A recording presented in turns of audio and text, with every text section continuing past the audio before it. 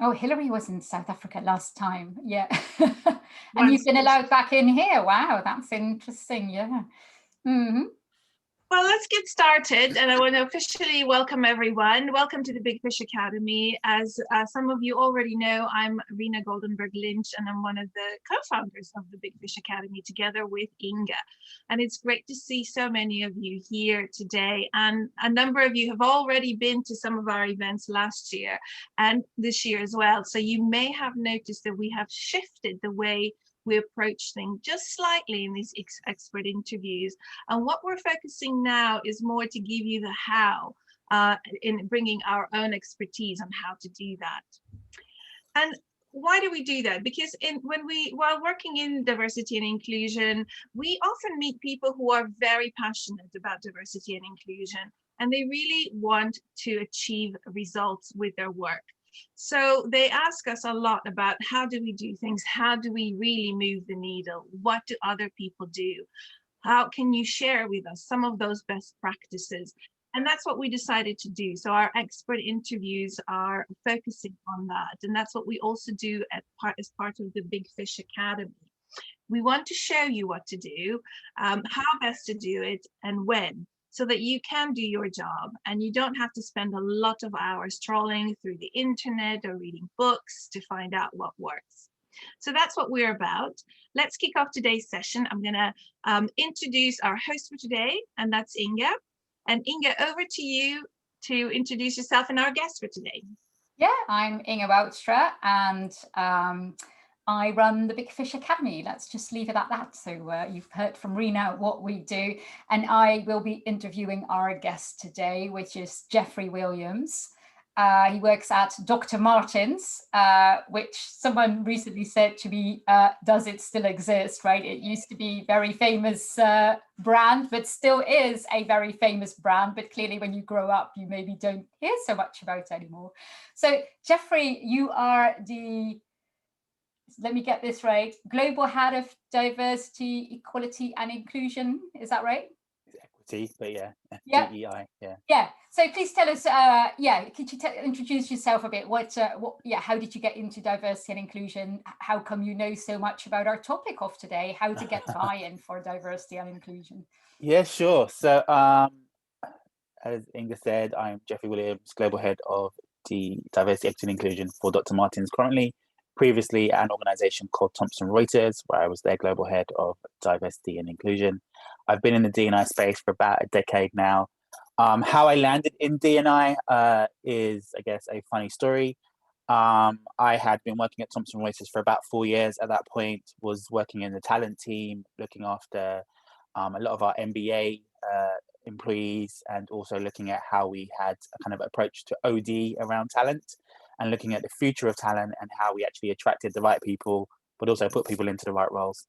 And I had a pretty challenging day with one of our lovely MBA individuals who felt that he owned the world because he had an MBA.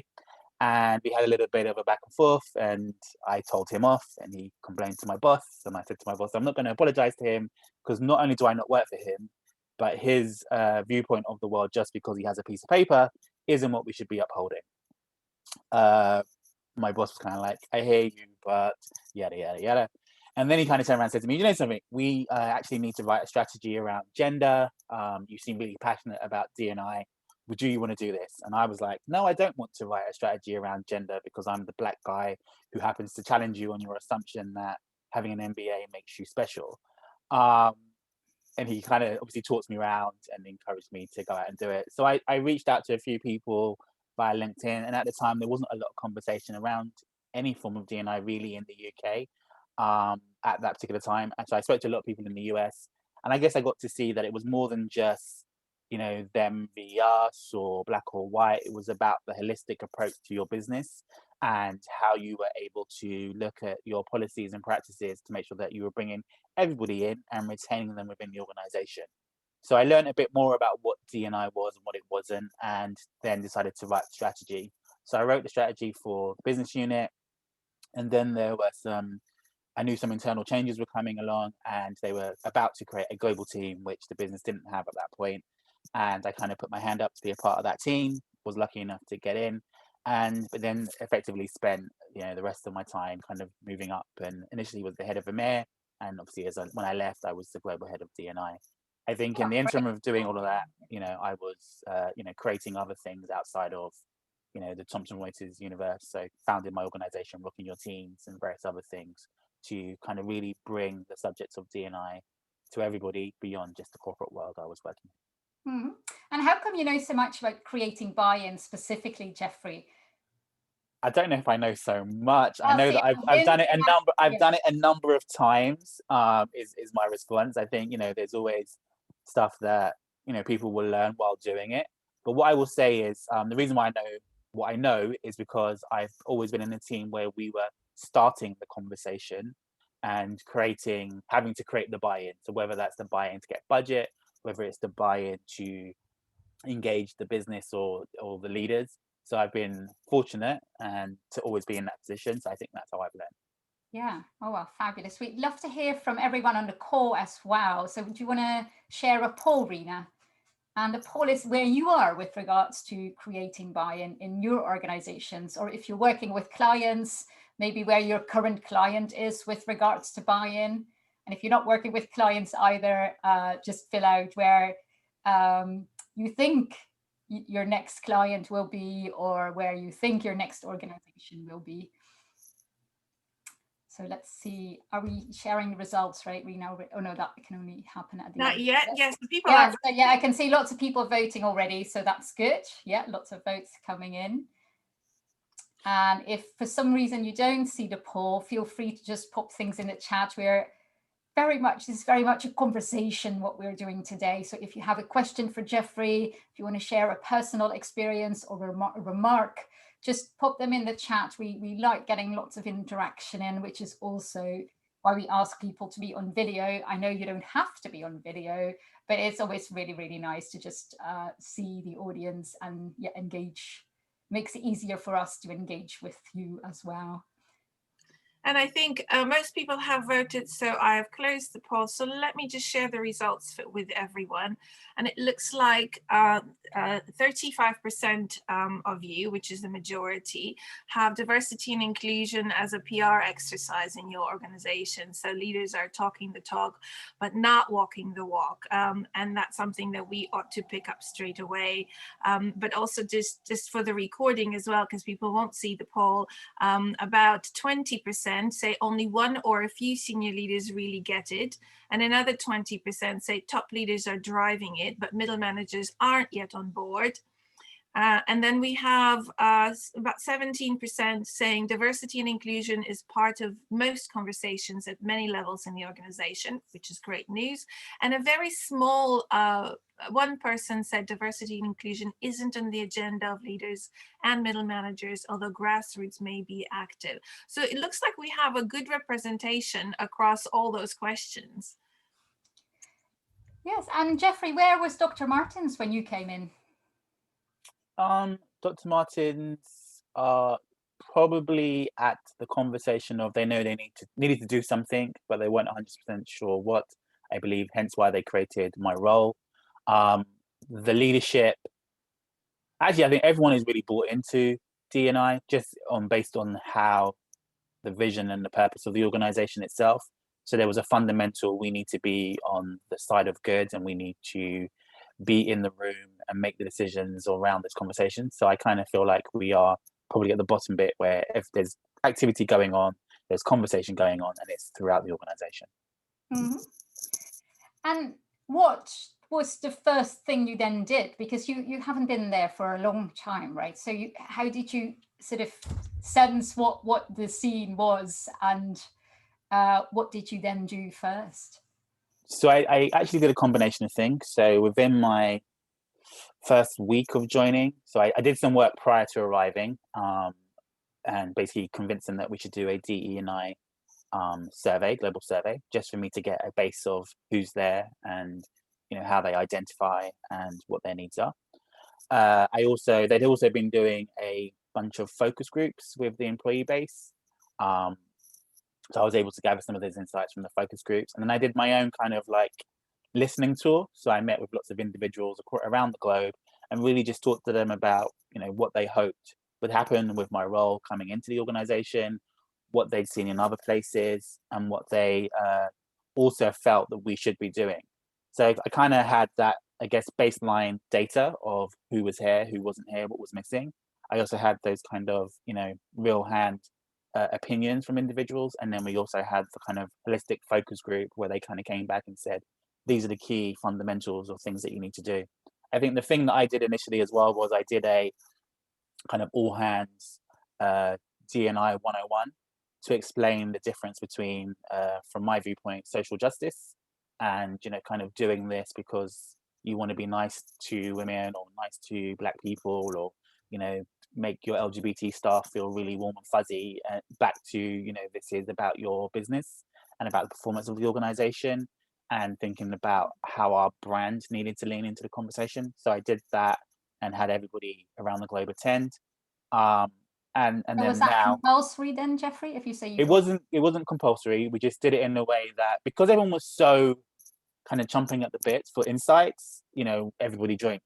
So Yeah. it was like that kind of, everybody wanted to do it. So I ran them in a time frame where it was time zone friendly. So, early enough for our colleagues in Asia, lunchtime for our guys in the EMEA, and then a different time for our guys in the US. And effectively everybody joined that session. I also had the opportunity during the company town halls to kind of reiterate the things that I'd said in my 101 session. And then from there, once I had the data, I then started to look at, some of our policies and practices. And that's where I was, again, fortunate enough to be able to bring in EY to do an audit of all of our policies and practices. Again, because the company is committed to this, they had put their money where their mouth was. And so EY came in and looked at a lot of our policies, our practices. And now I'm kind of sitting at the point of, I have all of those insights. I've written my strategy that's gone to the board. What are we, how much are we going to move forward on some of the things that I'm recommending? You sort of mentioned there that actually it was really easy to get people to come to your session, to join in the, to get budget for EY, for the EY survey. I'm just wondering, do you need to create each time again for every step you do some buy-in? And if so, how do you do that? Like when you did your first diversity survey across the world, how did you convince people they needed to take part? Did you even before that need to convince people, maybe people at HR or in legal, that this was necessary? How did that go? So I'm actually going to flip it away from Dr. Martens because I feel like it's a different conversation. So I'll talk about where I was previously. And I think what we had to do there was, yes, we had to build buy-in. We had to have a conversation with our legal team, explain what we were going to do with the data, why we needed to collect it. And this is before the kind of GDPR stuff came in as well. So it was kind of looking at it to really understand why do we need to know how people identify? What does that mean for the organization? And giving them the clarity of, do you know something? If we don't know, because there's two things there. If we don't know and we decide that we want to do a gender program, but actually all of our women are we have lots of women in senior roles, they're all being paid equitably, and we have all the right policies around maternity, parenthood, etc., then maybe that's not the thing we need to go after. So collecting this data informs us of where we need to go. Then there's also the piece of the accountability we have as an organization. If something happens and we are then held accountable, and because again we're not monitoring or checking anything, we are in a position to be sued. So it was kind of looking at that twofold of duty of care to our people, but then also brand reputation in the marketplace. So once we were able to tell that story, we were then able to go out and collect the information. We did that yearly, and every year we told the story of where we were to where we are now, and what's been the shift, what's gone up, what's gone down, what are we now going to do based on the things that we're seeing. So for me, I think it's that piece of transparency in your work, and kind of not, unfortunately, when you're in a D&I team, there are moments where you have to hunker down and get things done.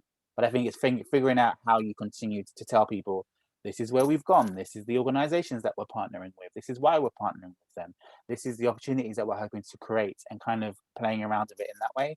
So I think sometimes, doing D&I work, it's everyone thinks you're just kind of there with your placards fighting a cause, when effectively you're trying to make the business, move along in the right way. Yeah, and what I'm sort of hearing you say, Geoffrey, is when you start Make sure you link it to the business case, right? Which you did in Dr. Martens really clearly. This is not about social justice. This is about our brand.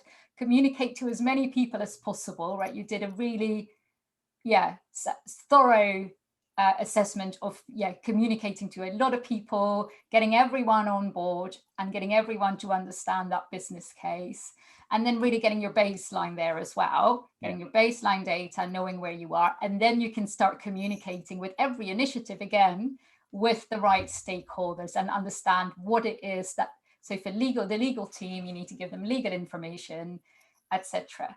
And I think there are some questions in the chat as well, Rena. What do people want to know? Yes, there are a couple of questions that have come up. Thank you for that, Inga. So one of the questions has to do with the global nature of your organization and about getting buy-in across the different regions and cultures. Can you speak a little bit about that? Yeah, sure. So I think what I'm doing at Dr. Martens is setting the narrative for our global understanding of D&I and saying at Dr. Martens, when you come in our front door, everybody will be treated equally, equitably, and this will look like, X or Y. I'm not going to give any examples there, but like it will look like, all women have the right to come into work and work flexibly, or all people have the right to work flexibly. All of our LGBT staff will be treated the same, regardless of the local laws, etc., etc. So I'm kind of working on building something like that. However, then when it goes down to drilling down into the local regions, it's about thinking about how you explain that and utilizing your HR teams and local leadership to tell that narrative in a way that's applicable to the cultures that exist. So, effectively, again, looking back, we were in Dubai, we were in a lot of places where it wasn't legal to be part of the LGBT community. And the work that we had to do then was think about, what do we stand for? And then, so basically we had to do some work around where we educated people to say, effectively, this is our viewpoint as Thomson Reuters on this subject. And we don't want to hear about discrimination. And we will do all that we need to do to make sure that regardless of how you identify, that you are supported and that you have the right opportunities and the right policies to develop your career within our organization. Now, we had pushback, but then again, because we had our global position, we were able to talk about, this is what we're working towards as an organization, regardless of what's going on in the external universe. This is what we stand for. And I think that's part of what organizations need to get behind, is that this is our position, regardless of what's happening, from a legal standpoint anywhere else. This is what we stand for. We stand for inclusion, we stand for equity, we stand for diversity. So we're going to do all that we need to do to make that happen. But then we are also going to be respectful of the local cultures and ideas, and lean into that, but also get our leaders to, edge us forward a bit, is how I kind of view it. So, yeah. And Geoffrey, can you just move, your mic is making a bit of a sorry. Hold it, that might just make it easier for people to listen. Apologies. Yeah, because that global approach is always so important for people. So what you're saying is you need to set your global values and then look at local ways to implement it. Is that right? That is correct. Yeah. And then stick to your global values. Yeah. Yeah. Mm-hmm. Okay, want to go next to what has been most effective for you to actually get different types of people on board, starting with influencing your senior leaders. But want to hear first from, in a poll from everyone else, which approach has been most effective for you so far? So I gave you lots of options, but obviously I can't think of all the possible approaches you can think of. So feel free to throw more in the chat. What has worked in your organization? What has worked to get people that on board with diversity and inclusion? And I'll just run through the options for the recording as well. So which approach has been effective or most effective for you so far? And the choices we have in here is working with employee resource group from the bottom-up approach, speaking to senior leaders who are driving the approach, using diversity data, or the business case around cost and profit calculations, unconscious bias training. Interestingly, so far, no votes for that. Inclusive leadership training, reverse mentoring, individual conversations with people on the topics, inviting speakers and having event on subject matter experts on different things, a really good variety of actions and activities. And we have about 75% voted. So we'll keep the poll open for a couple more. If you have some more ideas, do pop them into the chat. Nearly there, about 80% at this stage. Yeah, let's share the results and see what people, so everyone can see what we've done. Yeah, so if you haven't voted yet, go ahead and do that now. And I'm going to close the poll and share the results. Yes, so interestingly, most of you have said that you're starting conversations with senior leadership. Yeah, exactly. And a number of you have also said you're driving change through ERGs and then through individual conversations as well, and inclusive leadership training.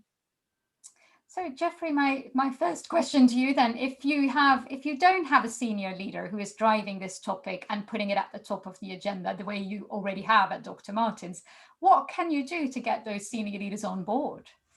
So I would do the thing that everyone didn't select, which is go after the business case, show them where the money is. Yeah.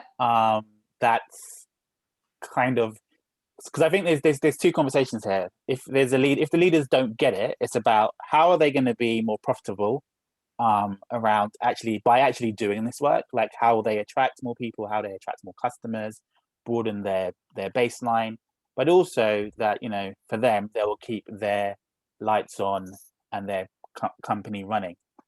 And I think there was a question in the chat that I saw that talks about, you know, effectively when you try and talk about diversity and inclusion, leaders feel like having a diverse team or having this conversation penalizes them or means they won't exist in the organization. Effectively, that is not going to be the case. Effectively, what you are, by them leaning into the conversation of diversity and inclusion, they will more than likely stick around in the organization a lot longer than they think, because not only are they building a legacy, but they are literally thinking about and talking about how they bring everybody into the conversation. So I think, to me, I've always looked at, as I speak to leaders, kind of leaning into their ego. What's your passion around this subject? So it doesn't have to be, you know, it's not always gender. It might be social mobility. It might be disability, and kind of getting under the skin of what are you experiencing that has a D&I connection, and how can we align that to the work that you're doing and influencing in the organization. Quite personal then, right? Yeah, I try and keep it personal, because I feel like that's where you see the hearts and minds piece, is where you see the change. I think a lot of time when you just try and go at it from it's the right thing to do, you know, there's only a select few that are going to think, oh yeah, it's the right thing for us to do. However, if you're like, you're changing a system for your kid that's going to go into work at some point, you're changing a system so that people who came up like you will not experience work in the same way. I think, you know, that kind of piece of their legacy, their ego leads into that, and they are willing to make those necessary changes. I'd also say it's that piece of when you go after the financials. So even this week, I was doing a piece of work, and one of the things that I saw that was fascinating to me was there are more clothes designed for dogs than for those living with disabilities.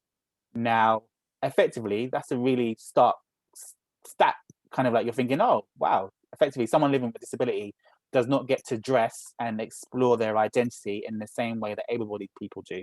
So there's work for us to do. And as a, you know, commercial consumer brand like Dr. Martens, then there's probably something that we need to do there.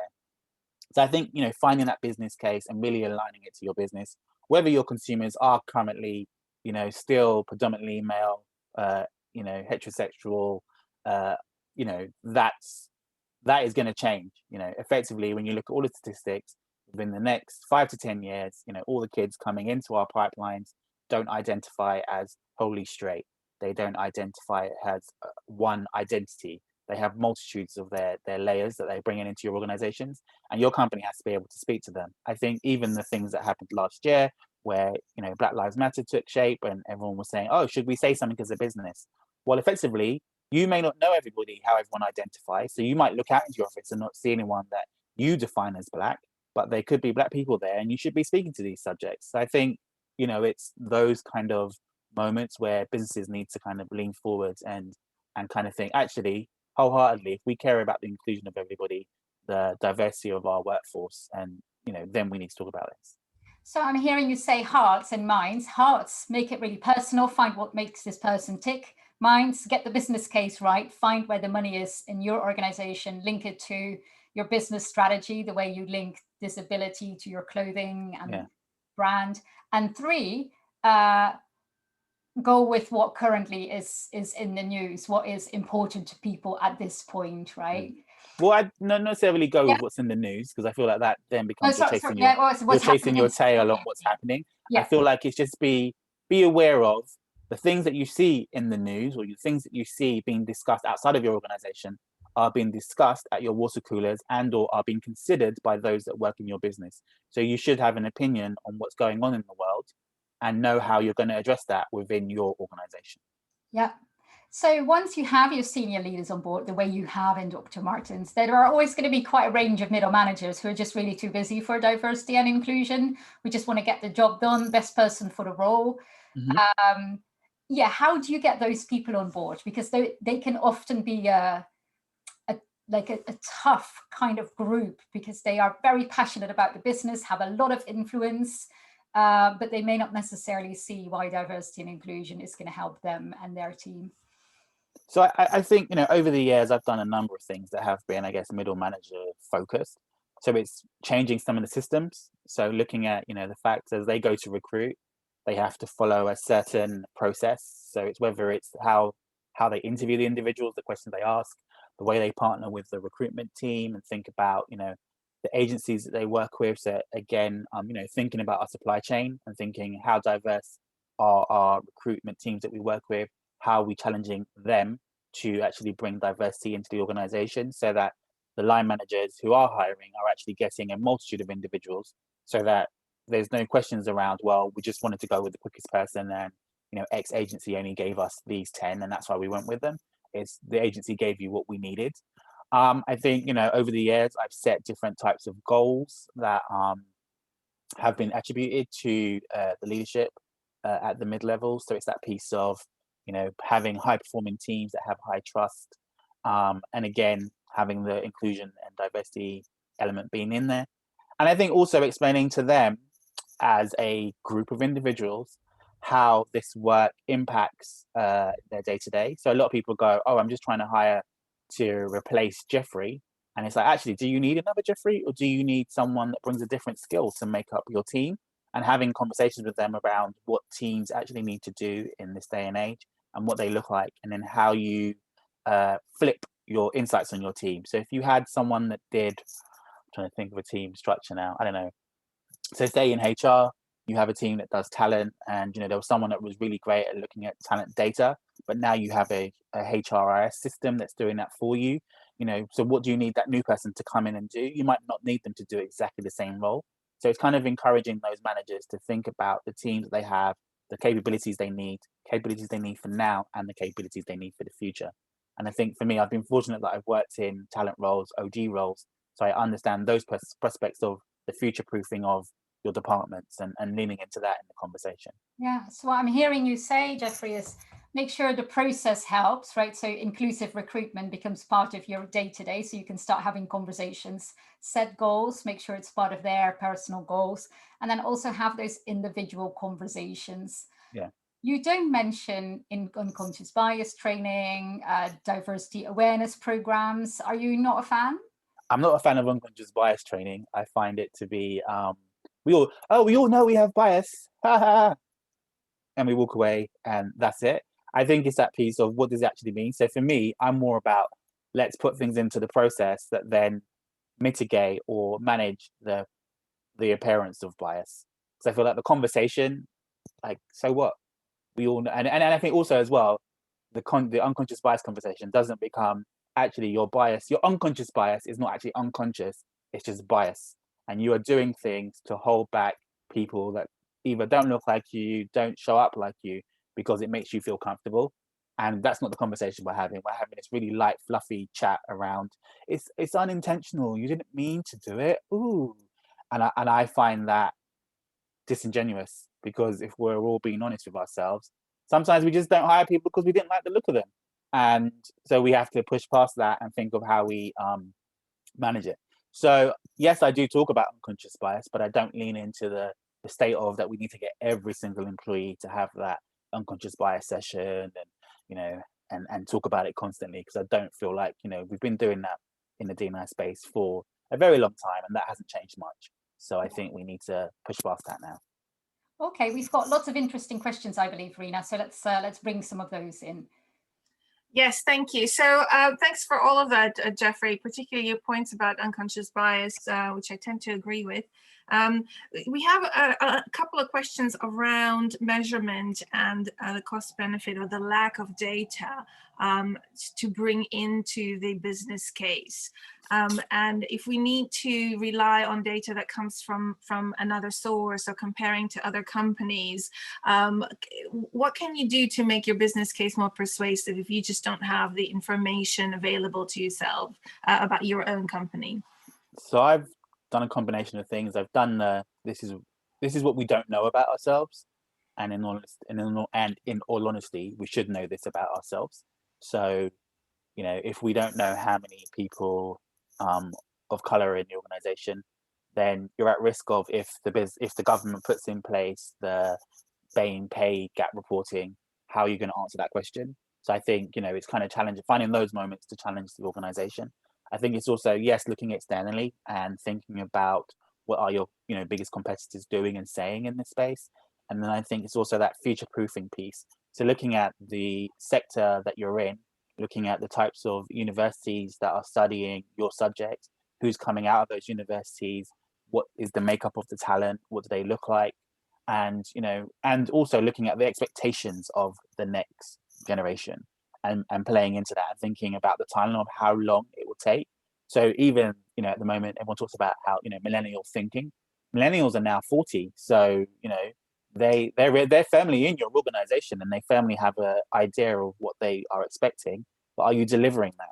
And then as you go down, there are, you know, different expectations of, you know, what companies should and could be doing. So I think it's that piece of looking externally, asking the question of, you know, what will happen if you don't know the answer to certain questions currently, you know, from a you know, change standpoint, and then also kind of being able to clearly articulate what the future holds for your sector. And also, is it that piece of, actually not enough people are studying the subjects that are fundamental to your business? So then what are you going to do about that? And how can you do that in a way that's inclusive, is important. Mm-hmm. Thank you for that. And if I have if I can ask one more question, then there's a little bit of talk around how to get buy-in from other sources. So in the supply chain, how do you introduce D&I, the D&I agenda into your supply chain? And then separately, maybe as a sub question, how do you get your ERGs or your EDI group to own the agenda and become more active rather than coming up with splendid ideas and then not really fulfilling any of them? So that's again around buy-in. Yeah. So So supply chain, I think there's a couple of things that you need to do. So once you've defined your global mission, vision around D&I, explaining that to anybody that's in your supply chain and explain your expectations of them. So whether it's, you know, whether it's in your recruitment supply chain, telling them this is what we're going after. So we have a target of being 50-50 gender by 2025. You are one of our key stakeholders in this, and this is our expectation from you. And clearly doing that with, you know, the talent acquisition team, partnering and having that conversation with that supplier.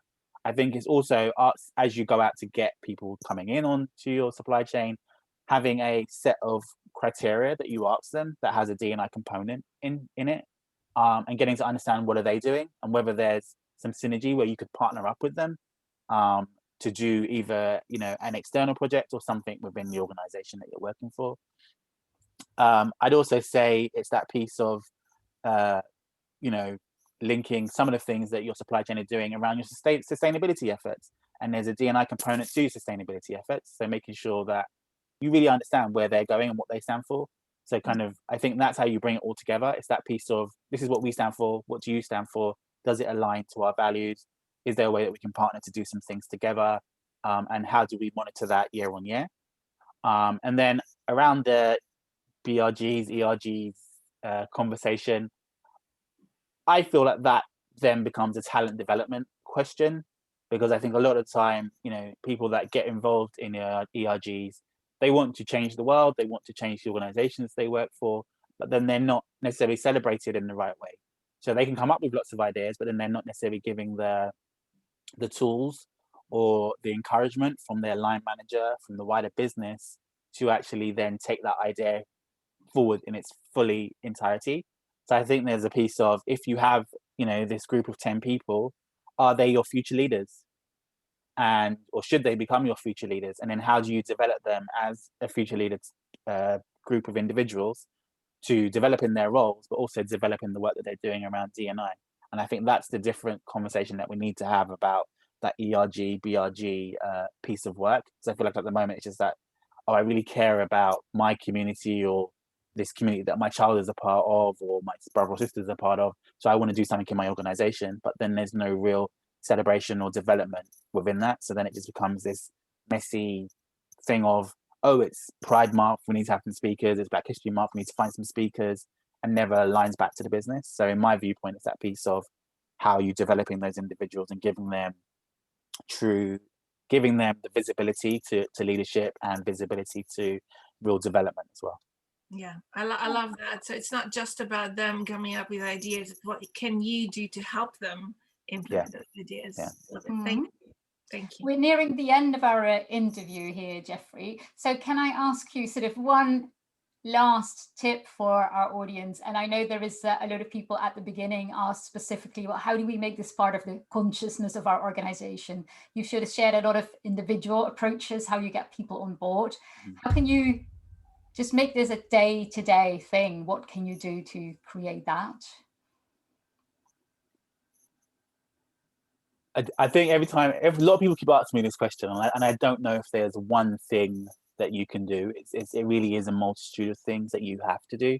But I think as someone leading D&I in an organization, I think that I'm going to say something really random. I'm going to say, make sure that you make time for your mental health, because there is so much stuff coming at you constantly around so many different subjects.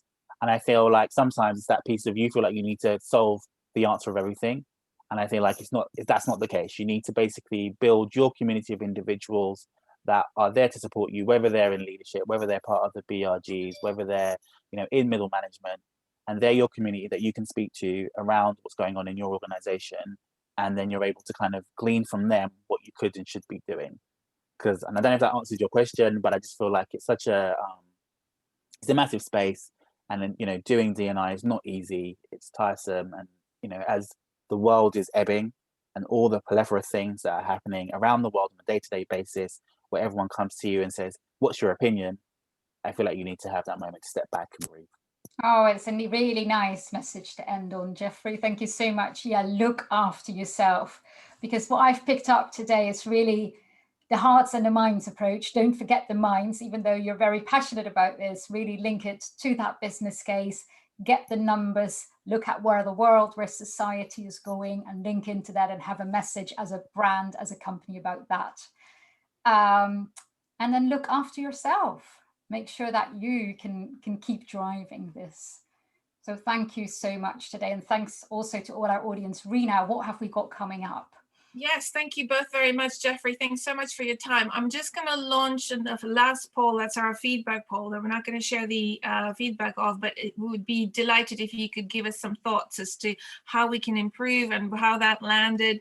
And as you're doing that, I want to also reiterate and echo what you said, Inge, about the inspiration that Geoffrey provided for today, and so many great tips. I learned a few things. I love the idea of the fact that we talked about in more detail than usual about that global message. your D&I ambition, as you will, and how you might implement that differently in different places. And it doesn't actually have to be cross-cultural, because different offices have different cultures as well. So that's something to pick up as and think about. We will share some of these tips with you as well in our follow-up emails. We will also share the recording, and we'll be sharing some of our favorite takeaways from this session with everyone who couldn't join as well. We also have a couple of other things for you. So it's always great to have a good strategy in place and implemented. And in our follow-up emails, we will share with you a few more tips and our best practice and advice on developing that D&I strategy, including some of the conversations that we've been having so far. And if you think that this conversation was helpful to you, but you need to have a little bit more time to think through things and maybe find out or think about how this might apply to you. We also offer a 30-minute Ask Me Anything call with Inga. So you can spend 30 minutes with Inga on a particular issue or challenge or topic or something that you picked up here but didn't quite was able to lead through to your specific situation. So a link for that will also be available for you to book. And if you think this was helpful, our next session on the 22nd of April is also focusing on this very same topic, but with a different expert. We will have Lynn O'Connor with us on the 22nd of April. We'll be talking about, she's the head of DEI at the SAGE Group. And she'll be sharing her experience on getting more buy-in, different situations, a different industry, different person. So there will be a lot of valuable insights there. And if you haven't signed up yet, please do. And all of that will be followed by our own training session on the 20th and the 21st of May, where we actually walk you through how to get buy-in, looking at the stakeholders, looking at the change adoption curve, and really modeling all of that and helping you think through how to influence your very own leadership and stakeholders. So that's all from us today. Thanks again for coming along, and hopefully we'll see you on the 22nd, if not before. And Geoffrey, thanks very much again. Thanks, Thank Inga. you all. Thank you. Good to see you. And thank you, Geoffrey. Take care.